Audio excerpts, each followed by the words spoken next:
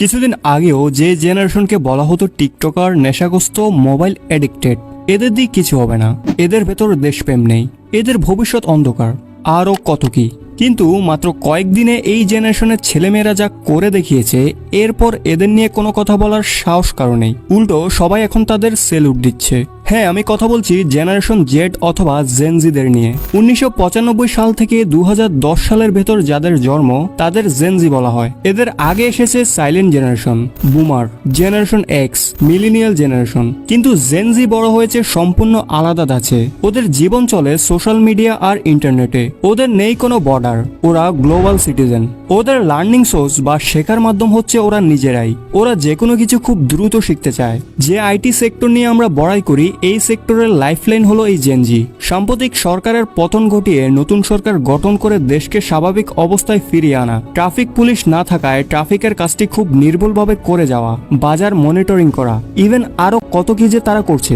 আমাদের দেশের শিক্ষা প্রতিষ্ঠানে কি এগুলো শেখানো হয়? না, হয় না। তাহলে ওরা এগুলো শিখলো কিভাবে? ওরা নিজে নিজে শিখেছে। মাসে লাখ লাখ টাকা কামাচ্ছে ওদের স্বশিক্ষা দিয়ে, যা পুরনো প্রজন্মের মানুষের কাছে কল্পনাতীত। তাই আমরা এখনো প্রাচীন আমলের শিক্ষা ব্যবস্থা নিয়ে বড়াই করি। স্বনির্ভরতা এবং স্বশিক্ষা, এই দুইয়ের কারণে এদের আত্মমর্যাদা অনেক বেশি। আপনি তাদের অপমান করতে পারবেন না পূর্ববর্তী জেনারেশনের মতো। এরা 20 লাখ টাকা ঘুষ দিয়ে 15,000 টাকা বেতনে চাকরি করতে চায় না। এরা বাপ মায়ের থেকে 20 লাখ টাকা নিয়ে বছর শেষে সেটাকে কোটি টাকায় রূপান্তর করার চেষ্টা থাকে।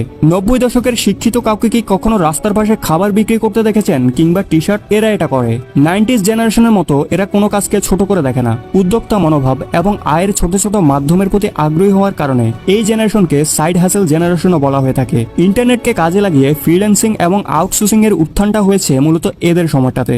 অধিকাংশ তরুণরা শুধুমাত্র অতিরিক্ত আয়ের জন্য নয়, বরং ফুল টাইম চাকরি হিসেবে এই কাজগুলোতে নিয়োজিত থাকে। প্রজেক্টের সময়সীমাতে স্বাধীনতা থাকায় পড়াশোনার পাশাপাশি ফ্রিল্যান্সিং এর প্রতি তাদের একরকম আবেগ কাজ করে। প্রযুক্তি নির্ভর ছোট ছোট দক্ষতা বা গিগ কেন্দ্রিক হওয়ায় প্রজেক্টগুলোতে থাকে যথেষ্ট বৈচিত্র্য। পাশাপাশি সুযোগ থাকে নিজের পারদর্শিতাকে নিলামে তোলার মাধ্যমে অনন্য উচ্চতায় নিয়ে যাওয়ার। যেমন graphic design, search engine optimisation, video editing এর মতো কাজগুলো ঘরে বসেই দেশ বিদেশের নানা ক্লায়েন্টদের নিকট জমা দেওয়া যায়। আপওয়ার্ক, ফাইবার, অ্যামাজন ও ইটসি এর মতো প্ল্যাটফর্মগুলো ফ্রিল্যান্সিং এর মূলধারার মার্কেটপ্লেস।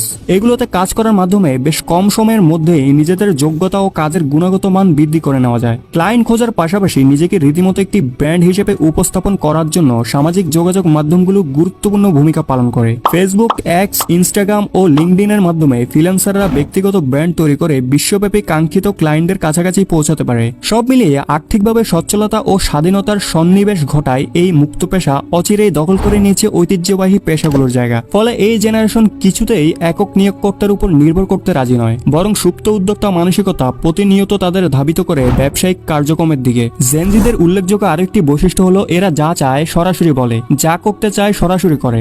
ঘোরানো পেঁচানো অভ্যাস তাদের নেই। এই জেনারেশনের ডিসিশন মেকিং খুব ফাস্ট। ধরো অফিসের বস তাকে গুরুত্ব দিচ্ছে না বা তার চাহিদা মেটাচ্ছে না, এই অবস্থায় ওরা সরাসরি ওই বসের উপরের লেভেলের বসের কাছে তাদের দাবি নিয়ে যাবে, ইমেল করবে অথবা লিঙ্কডইনে সরাসরি যোগাযোগ করবে। এরপরেও না হলে সরকারি চাকরি ছেড়ে দেবে। জেনজি এর অন্যতম একটি শক্তি হলো তাদের সৃজনশীলতা ও নিজস্ব চিন্তা। এরা সবসময় নিজেকে বিশ্বাস করে এবং নিজের মতামতকে গুরুত্ব দেয়। এরা যা চায় সেটা অর্জন করার ক্ষমতা এদের আছে। তুমি যদি এই প্রজন্মের একজন হও, তবে তুমি জানো যে তুমি কোনো সাধারণ মানুষ নও। তোমার মধ্যে আছে উদ্ভাবনী শক্তি, চ্যালেঞ্জ গ্রহণ করার মানসিকতা এবং সবচেয়ে বড় কথা সাহস। তোমরা বড় হয়েছো এমন একটি সময়ে যখন প্রযুক্তি আর তথ্য সবার হাতের মুঠোয়। তাই তোমাদের কাছে কোনো সীমাবদ্ধতা নেই। তোমরা জানো কিভাবে নিজেকে নতুন করে গড়ে তুলতে হয়, কিভাবে শিখতে হয় এবং কিভাবে লড়াই করে জয়ী হতে হয়। তোমরা চাকরির জন্য লম্বা লাইনে দাঁড়িয়ে থাকার প্রজন্ম নও। তোমরা সেই প্রজন্ম যারা নিজেরাই নিজেদের ভবিষ্যৎ তৈরি করে। তোমরা বিশ্বাস করো কঠিন কাজগুলোই সবচেয়ে বেশি মজার। তোমরা ছোট কাজকে ছোট করে দেখো না, কারণ তোমরা জানো বড় স্বপ্নের শুরু হয় ছোট পদক্ষেপে। তোমরা প্রযুক্তি ব্যবহার করে শুধু নিজেকে নয়, সারা পৃথিবীকে বদলে দেওয়ার ক্ষমতা রাখো। তোমাদের সৃজনশীলতা, উদ্ভাবনী চিন্তা এবং সমস্যা সমাধানের ক্ষমতা তোমাদেরকে বাকিদের থেকে আলাদা করেছে। তুমি সেই প্রজন্ম যারা কোনো বাধা মানে না। সমাজের সেকেলে নিয়ম কানুনগুলো তোমাদের কাছে কিছুই না, কারণ তোমরা নতুন নিয়ম তৈরি করতে জানো। তোমাদের সাহস এবং আত্মবিশ্বাসের কাছে সবাই হার মানবে। তুমি যদি কিছু করতে চাও তাহলে থেমে থেকো না। তোমার ইচ্ছা, তোমার শক্তি সবকিছু একসাথে নিয়ে এগিয়ে যাও, কারণ তোমাদের হাতেই আগামী দিনের পৃথিবীর চাবি। সবশেষে বলতে চাই, আমি নিজেও একজন জেনজি, তাই আমি গর্বিত। সেই সাথে গর্বিত আমি একজন বাংলাদেশি জেনজি।